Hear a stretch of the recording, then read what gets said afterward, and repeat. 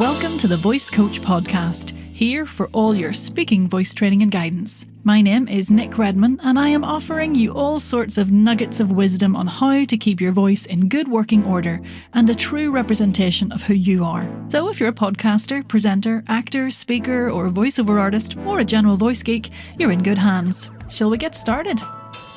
Right, welcome back. Now today I want to talk vocal stamina, i.e. making sure your voice is clear, consistent, efficient and working as safely as much as you need it to. It's really easy to assume that your voice will just sort of hold out and be fine, especially if you speak mostly on a microphone, because it's not about being loud or heard in a massive theatre or an outdoor speaking environment. But if you're narrating a long audiobook to a deadline and you need to get 6 hours of speaking in a day, or you're batch recording podcast episodes, or you're presenting all day at a conference, your voice may get a wee bit tired. So here are 3 tips for reducing vocal tiredness and encouraging vocal stamina. No messing today. We're getting straight into it. Tip number 1. I'm going to have a wee drink to start with. Hydration. Yeah, of course. But number 1 tip is a good general approach to a voice care routine. Now, yes, you need a wee warm-up. Now, that can literally be 5 minutes, doesn't have to be long. You need a vocal reset intermittently to do during your speaking session, so a couple of exercises just to help reset things.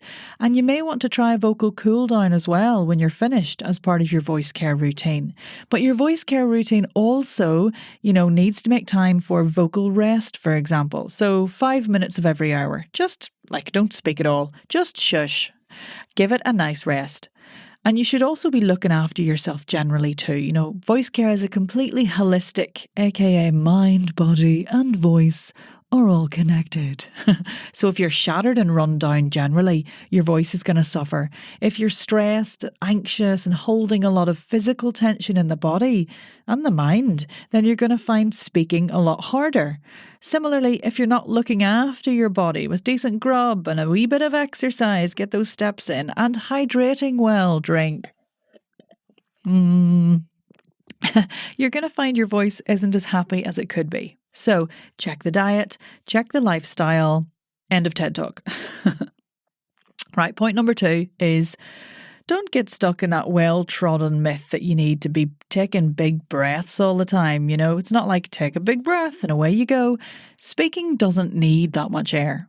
And if you're sucking in huge amounts of air that you don't need, what you're actually doing is increasing what's called the subglottic air pressure. Ooh, fancy. I know, I've got 3 degrees, don't you know?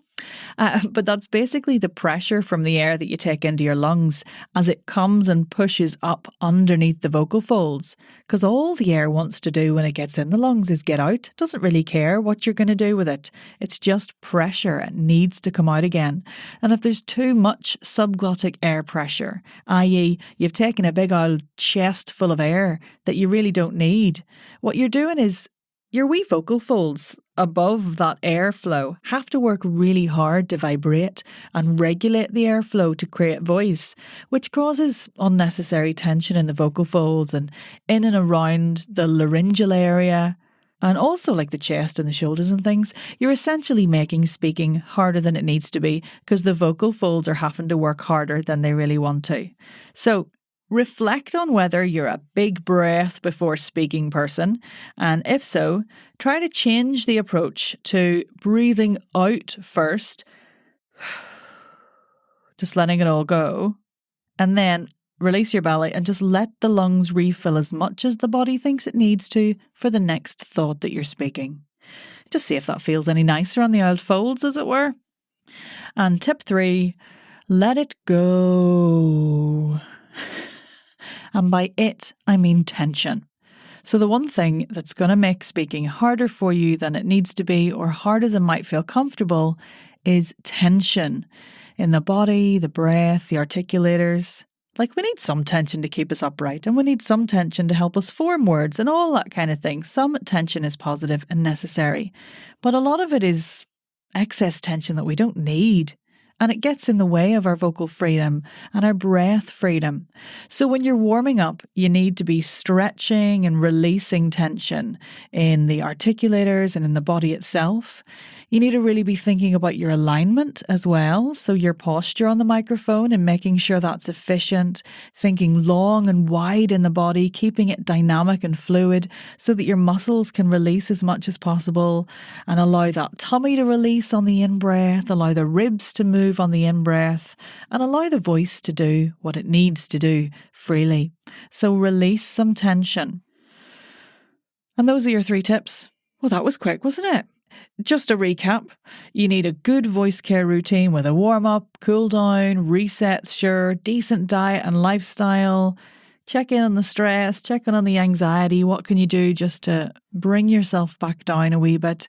Careful not to use too much breath. That was tip number 2. And number 3, just get rid of as much tension and holding in the body as is possible and necessary before you flop and melt to the ground like a piece of gloop.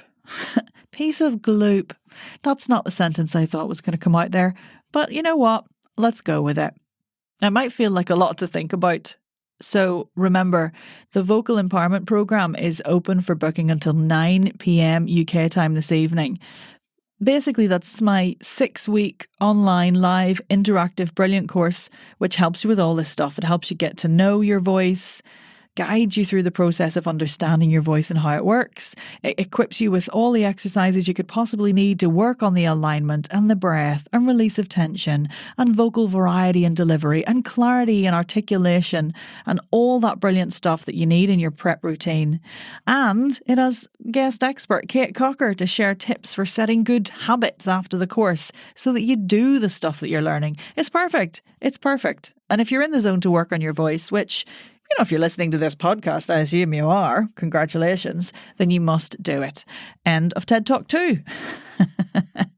Right, the link to get your place is in the show notes, or just visit my website, nickredmondvoice.com, and then click on the Voice Coach tab, and then scroll down to Courses and Retreats. See you there? Or should I say, hear you there? Great. All right, bye for now. Go get your spot. Go, before registrations close. P.S. Stay hydrated. Yes, I said it again. Thanks for listening to the Voice Coach podcast. For even more support with your speaking voice, head on over to our free community, the Voice and Accent Hub on Facebook. See you in there.